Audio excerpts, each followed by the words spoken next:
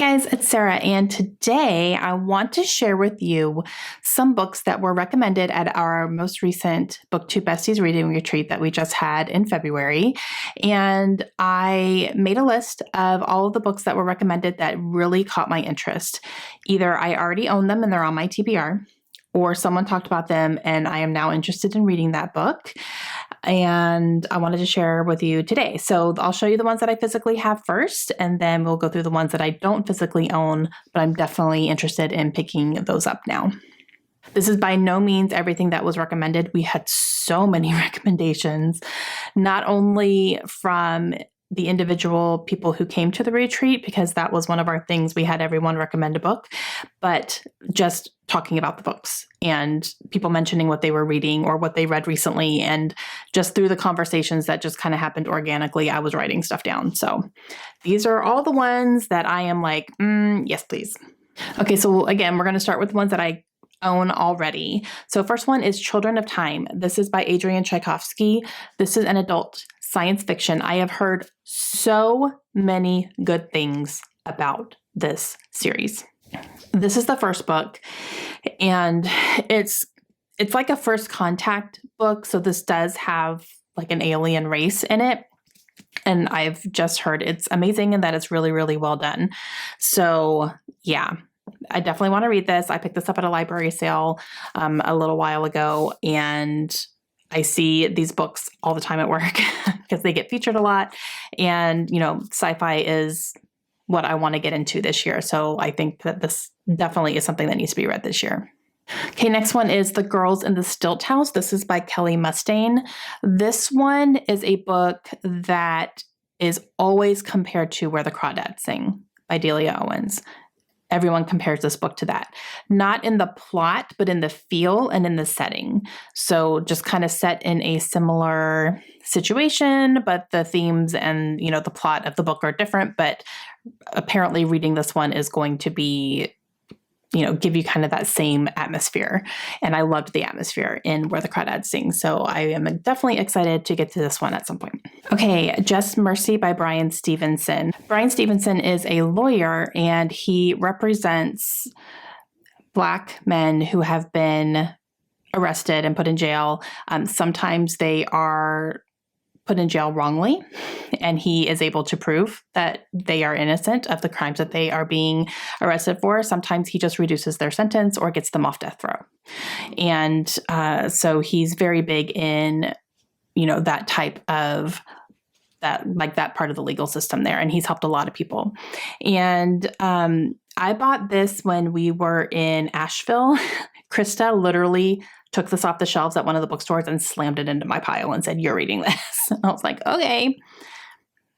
That was a while ago. So, but it was recommended in our retreat. So I was like, okay, that's my sign. Okay, these next two actually go hand in hand, and it was recommended to read these hand in hand. So that's what I'm doing. The first one is The Soul of an Octopus by Cy Montgomery. I'm currently reading this book. Like, I have my bookmark. I just started it yesterday. And oh my gosh, this is another nonfiction book. This is literally about octopuses. You guys, I have only read the first chapter, but I'm obsessed. The way that this book is written is so approachable. I am not a science person. I was afraid this was going to be a little bit textbooky, but it's really not. And I had heard that the writing was really well done, and completely agree. It's entertaining. I'm following it completely. And I feel like I'm really learning. I really feel like I'm learning. The way that it's written, I can clearly picture everything that she's describing. It's a narrative nonfiction, basically. And she's like telling the story, but it's all facts about octopus and her experience with them and all this stuff. So I am absolutely loving it. And yeah, so. And I heard to read that one along with Remarkably Bright Creatures by Shelby Van Pelt. So this one is a fiction book, and it does feature a giant Pacific octopus, which is a whole lot of what The Soul of an Octopus is about, as well as the giant Pacific octopus in particular. And this one has a character that is an octopus. So I was told to read them, you know, like read that one first and then read this one. And like some things that happen in here are going to make more sense after reading that, which I took that to heart, and I'm definitely doing that. I'm going to be reading this one at the end of March, and very excited to do that. I'm buddy reading this with Jenny. So yeah, but very excited. The next one is The 7.5 Deaths of Evelyn Hardcastle by Stuart Turton. I have a couple of his books again and have not read them. This was actually sent to me as a gift, so I'm very excited about that. And I definitely want to read this one. This is about a murder that happens, and you spend the book following your main character who's trying to solve this murder. But every day, I believe, they wake up in a different person's body who was at the party. And the whole thing's going over again. So it's definitely like a Groundhog Day type thing where you're kind of going through the events of the party and what happened leading up to her death. And your main character is in different people's bodies every time. It sounds so fascinating. I have heard you have to really pay attention and, like kind of it's a process, but I'm down for it. So definitely excited to read this one. Okay, this next one. I cannot believe I haven't read this series. This is a young adult fantasy series. I've had it on my shelves for so long. And every time I go through my shelves, maybe to purge some things, this one is never one that I ever consider getting rid of because I'm always like, no, I want to read that. And I haven't. So this is The Kiss of Deception by Mary E. Pearson. This is the first book in the Remnant Chronicles. And I have the entire trilogy. Haven't picked it up yet. This follows a girl who I believe is a princess, I believe, and she is set to be married, and it's an arranged marriage. She does not want to get married at all, so she runs. She runs away. So the prince who she's supposed to be married to is sent to go look for her. There is also an assassin who is sent to go and look for her and bring her back. Maybe. It's an assassin, so is he going to bring her back? We don't know. But throughout this first book, you don't know who's the prince and who's the assassin. So that sounds so intriguing to me. And I've heard really good things about it. And I can't believe I haven't read it. I'm like actually shocked.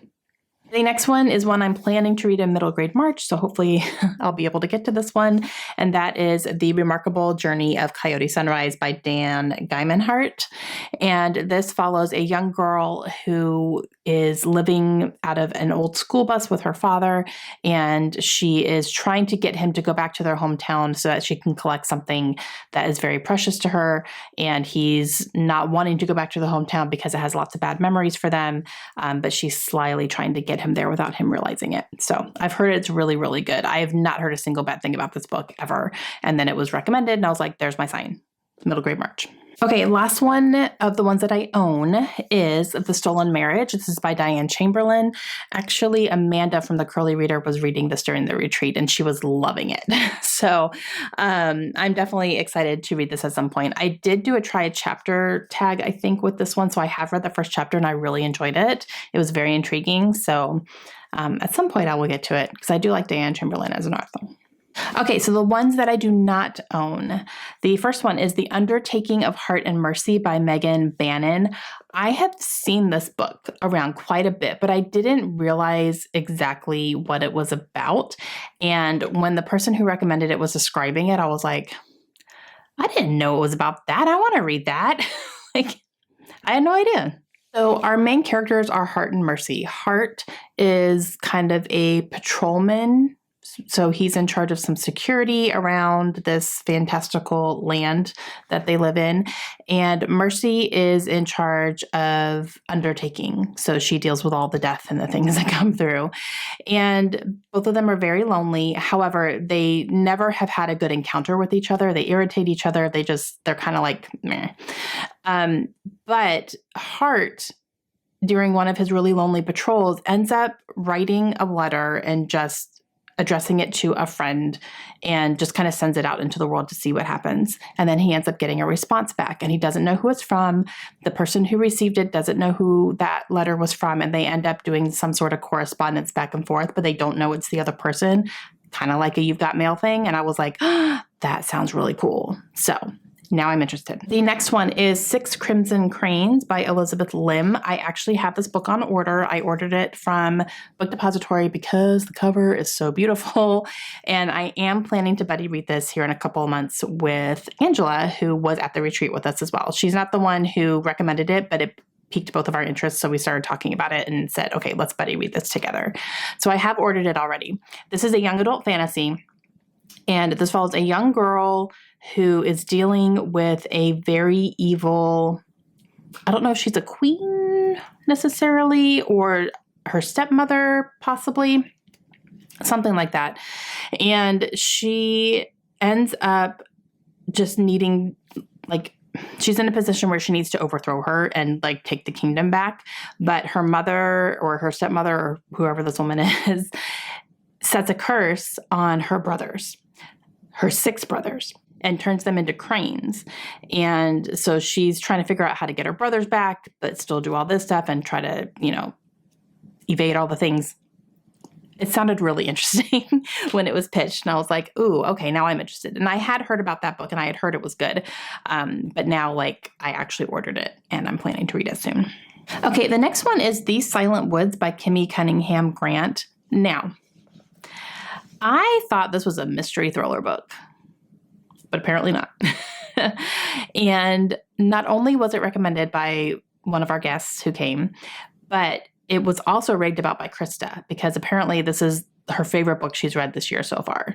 And that really shocked me because I thought it was like a mystery thriller book, but no, it's not. So it's described as definitely like a family type of story. And, it takes place in this cabin that's in the middle of nowhere. And just like lots of decisions have to be made and hard things and things come out and all that stuff. That's what was kind of being described. I don't know all the details, don't want to know.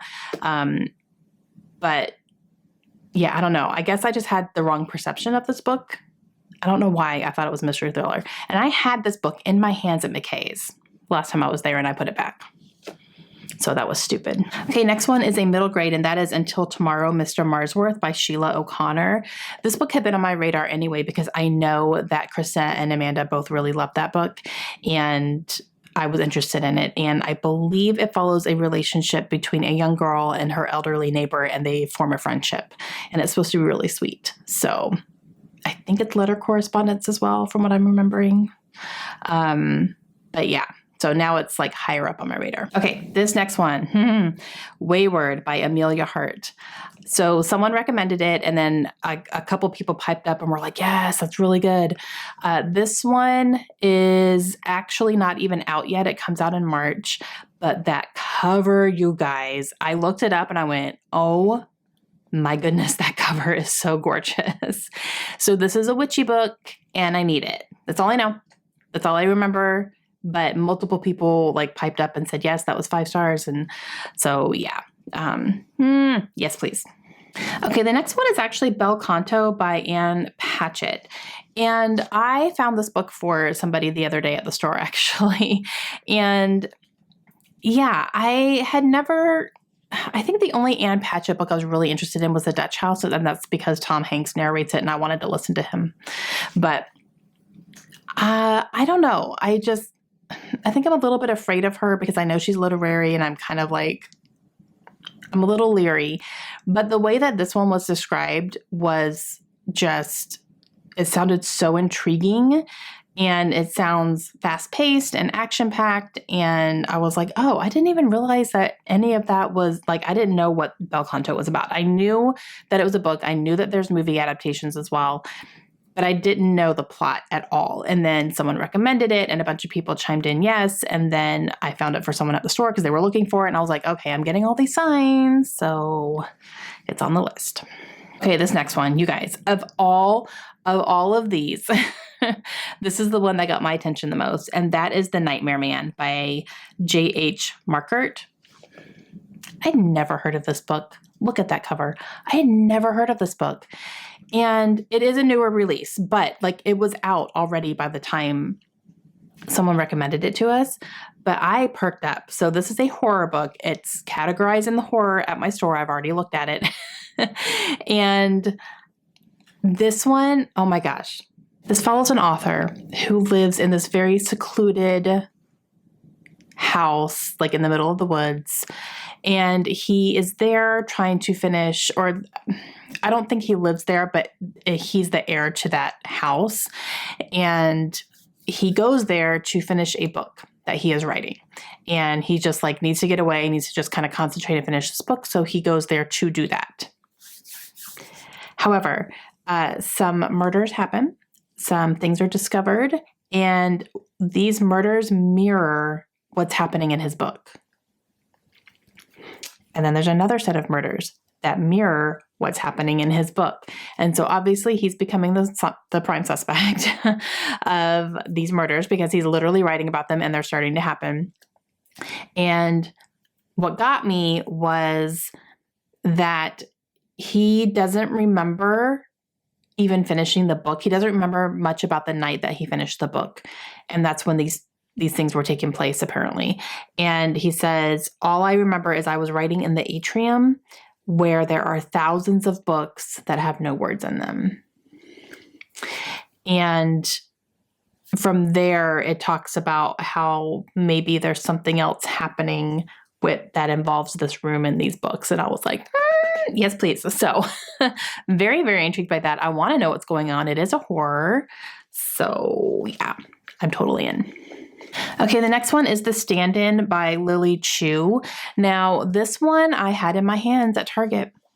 It was a book club pick for Target for a while, and I had it in my hands multiple times. Multiple times I picked up this book. I even got this book from the library. And have I read it? No. No. I really want to. It sounds adorable. So this is a romance book, and it follows a girl who looks very similar to a famous actress. And this actress is looking for somebody to kind of take her place at certain events that she doesn't want to go to and she doesn't want to do. So she runs into this girl, realizes they look so much alike, and basically says, hey, do you want to be my stand-in? You know, you go to certain events for me or do certain things and blah, blah, blah. And we kind of go from there. So yeah, but it is a love story, and I believe it involves the actress's boyfriend. So I think there's something that's going to happen there. So, but yeah, it sounds adorable. And I love the cover. Okay, Mad Honey by Jodi Picoult and Jennifer Finney Boylan. Okay, this one is just going to be so weird for me. I have it on the list because I've been told to read it. It was talked about during the retreat, and people were like, yep, you need to read it. And I was like, okay.